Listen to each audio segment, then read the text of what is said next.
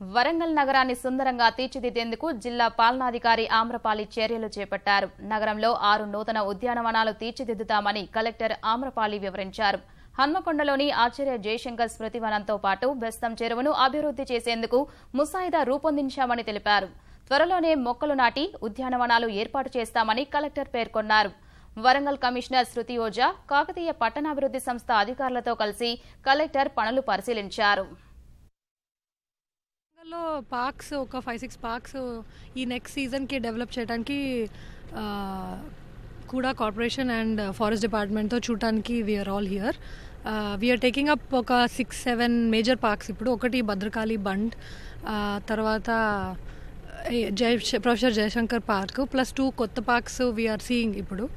Then బేస్తం చెరువులో స్మృతి వనం ఒకటి వీఆర్ టేకింగ్ అప్.